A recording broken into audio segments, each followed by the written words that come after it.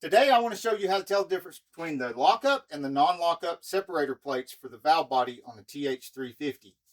Now there will be some overlap with my other video on the valve bodies for the th350 because I have to tell you some things about the valve bodies, but I do have a dedicated valve body video. This is about the separator plates and the differences between them.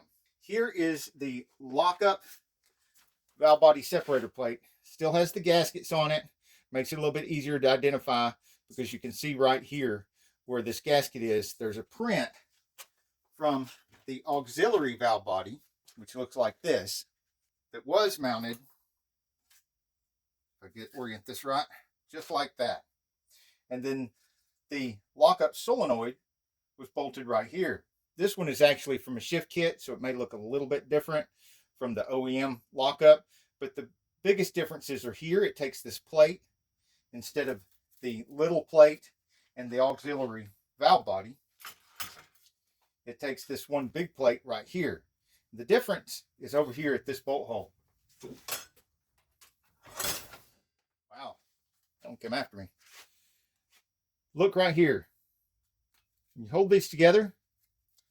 The lockup has this bolt hole offset way out here, whereas the non-lockup has this bolt hole over here.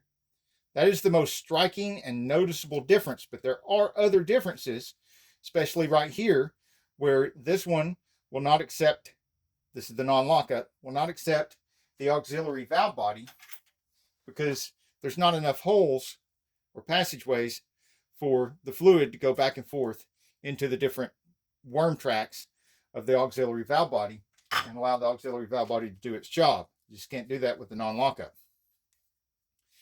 Whereas we have all those holes here in the lockup version, which I'll show you without the gaskets on it.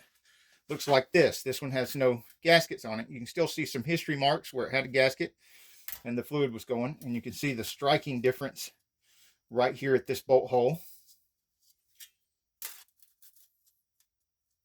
If it has no holes that aren't drilled and there's no plugs, there's no switches, it's definitely a non-lockup valve body.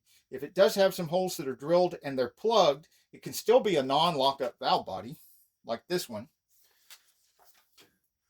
Or it could be a lockup that they've taken these switches out and replaced them with plugs, because as far as I know, you can plug these holes off and use these in a non-lockup application as long as you use the non-lockup separator plate and a non-lockup case.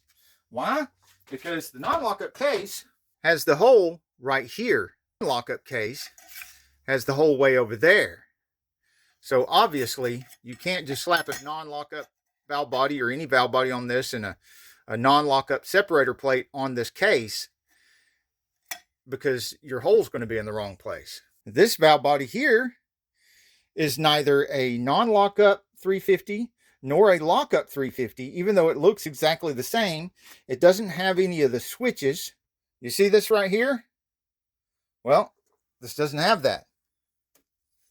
Doesn't have the piston either, because this is from a th250. So even though worm tracks and everything look the same, because the lockup, non-lockup, and the 250, their bolt holes right here, these two are the closest to the bell housing area, and they come to right here.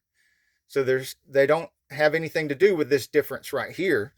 They can bolt up to any of these cases, but I wouldn't recommend trying to use one of these because that is a 250 valve body, not a 350. And for more on valve bodies, see my valve body video, which I'll put a link to in the corner up here. And for more on th350s, see my th350 playlist. I'll put a link to that in the other corner. Lockup, non-lockup.